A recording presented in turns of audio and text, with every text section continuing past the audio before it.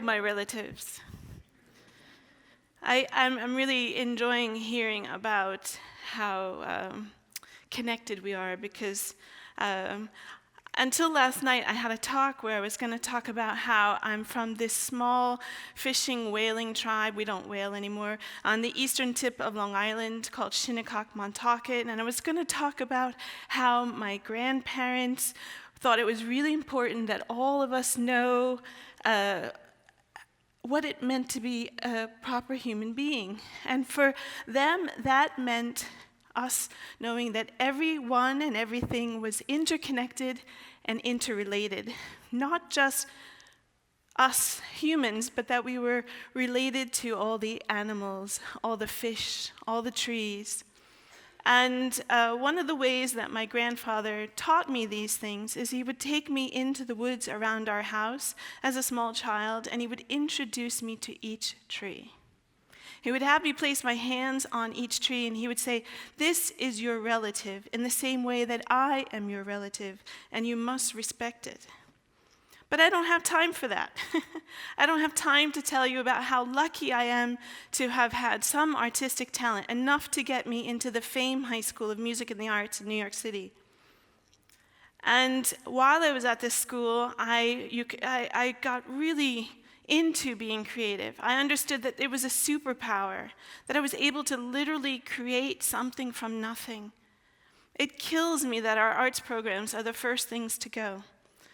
Because we moved from Long Island into the city, my mom and I did not interact well after that, because she had escaped Harlem, and she felt that I was dragging her back into this place that she did not enjoy. And so at the age of 15, I left home. It's interesting because I never really thought of myself as a homeless teenager in New York City, but that's what I was. And I was angry and confused. And if not for the school who saw that I was on the brink of falling into a crevasse, maybe never recovering, maybe becoming one of those ifs, they put me in an after-school program where they gave me a film camera. And they taught me how to bulk load black and white film, and they said, "Go out and photograph your experience." This is one of the images I made. This is me on the car. You can see how angry I was. I have to tell you, I didn't have much ambition. I was quite apathetic. I didn't know what my future held. And an incredible serendipitous series of events had led me to becoming, I'm so lucky to say, I became a bipolar photographer. And for the last 21 years, I have had the privilege of traveling back and forth between our Arctic and Antarctic, documenting the changes.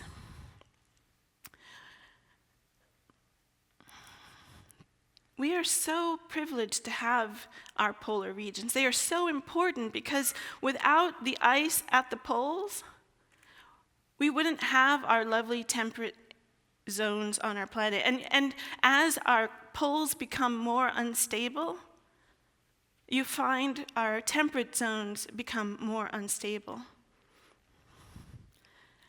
But I don't have time to talk about that. I want to show you this slide because this is just a few weeks old, this headline.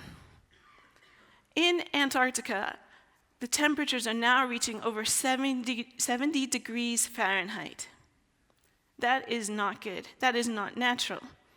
And I left just 2 weeks before the temperature reached 70 degrees. When I was there, it was about 58, 60 degrees, which was already shocking. And I want to know why are we still relaxed about this? I want to know why aren't we treating this climate crisis with the same concern as we are treating this virus? So the only thing I could think of was, I have to take you there. You all have to come with me to Antarctica. So right now, if you look under your seat, you will find, go ahead, you will find a package. Oh, I'm kidding. This isn't Oprah. This isn't Oprah, and There's an invisible parka, your imaginary parka. I want you to put that parka on because we're about to get cold. So we're going to go from the furthest tip of South America. We're going to leave from the port of Ushuaia in Argentina, and we're going to cross the famous Drake Passage. Are you ready? Because the Drake Passage can either be a Drake Shake or a Drake Lake. Let's see what we have. So I filmed this from the bridge of the MV Fram that I work on. And this is 35-foot seas. We happen to have a Drake Shake today. I hope you've taken all your seasickness medication, but don't worry, we only have to endure this for the next day and a half.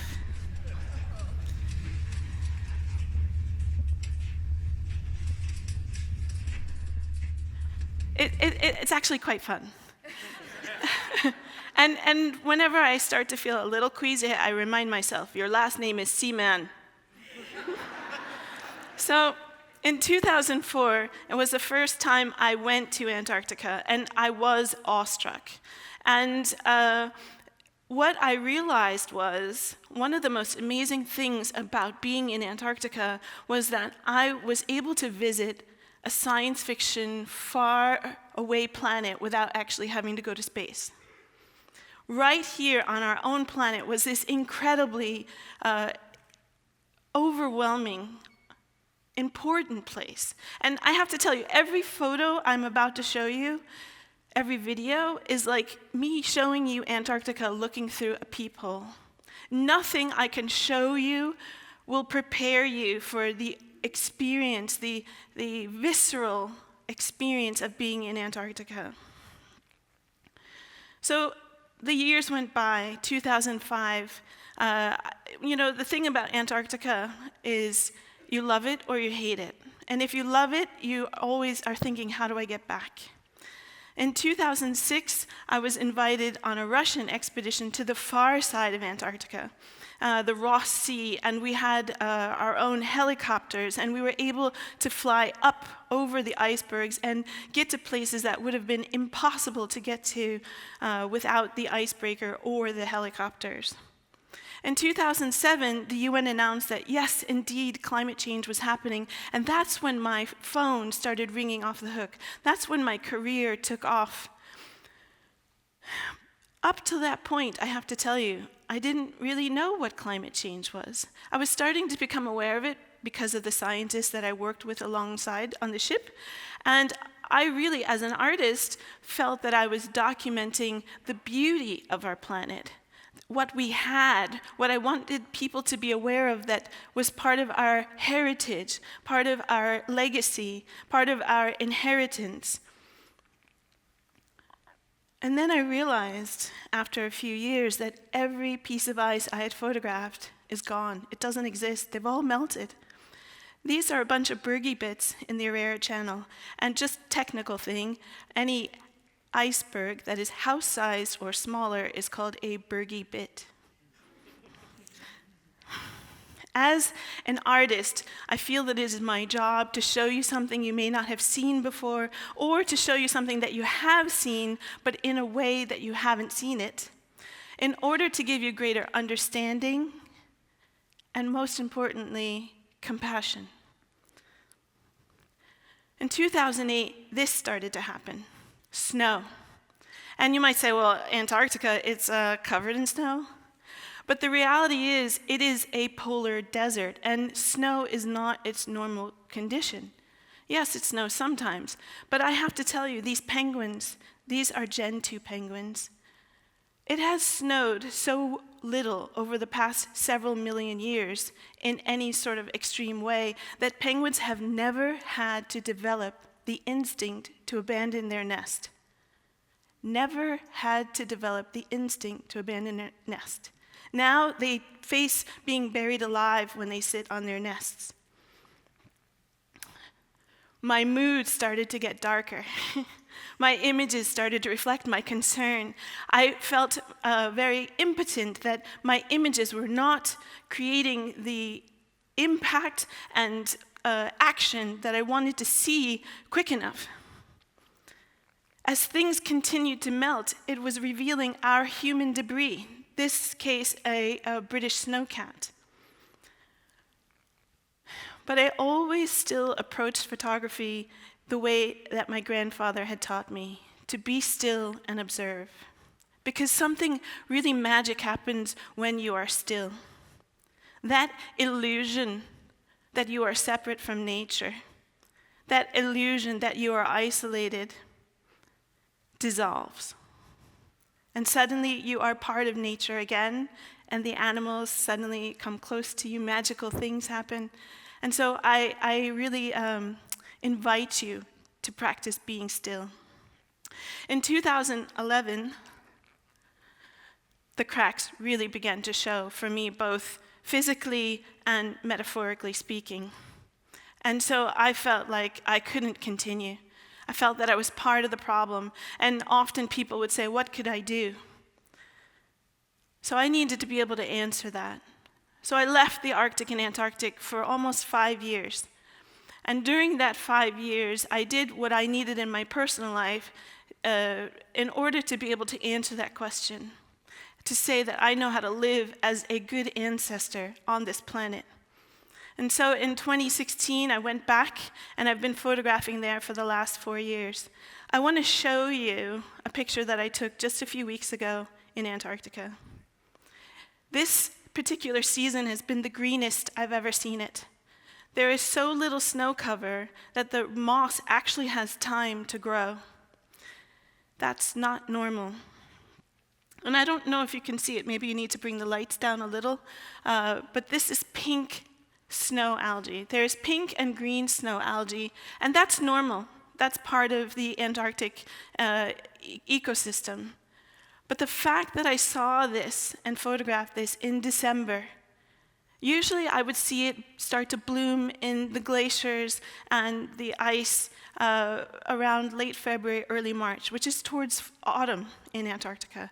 But the fact that it was high summer and it was in full bloom is dangerous because the color of the pink algae is darker than the snow. So it attracts more heat, which creates more melting, which attracts more heat, and so and so. So for the next 6.5 minutes, I'm going to be quiet and show you what I've documented over the last 4 years in Antarctica. And you tell me if you see some changes.